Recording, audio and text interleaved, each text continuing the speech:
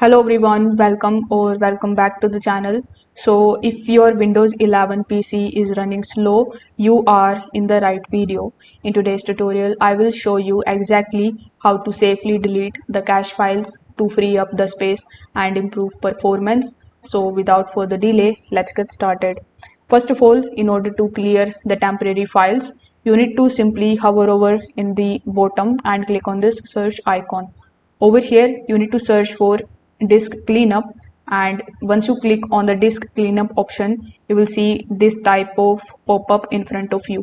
So over here, you need to simply just select the drive. Usually it is the C drive, but you can also click on this drop down menu and select any other drives as well.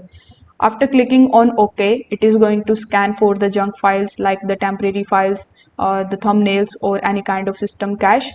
Once the scan is completed, you need to check the boxes for what you want to delete, or you can click the OK to delete the files. So that's your basic system cache cleared.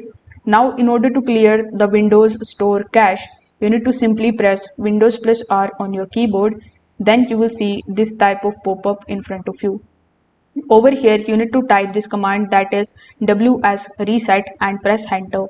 Then a black window will be flashed briefly and the Microsoft Store will also open automatically. So that means the cache file is cleared. No pop-ups, no prompts, just a quiet cleanup behind the scenes.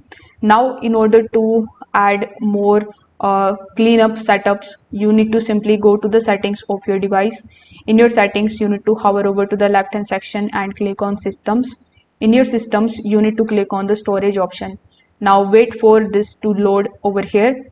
Then once you see the cleanup recommendations, you can simply click on it and remove the temporary files. So this method clears out the leftover files that disk cleanup might miss, and this is how you can clean the cache files in your Windows 11 quickly and easily. If this video helped you out, drop a like, subscribe for more PC tips, and comment below if you need help with any other steps. Thanks for watching.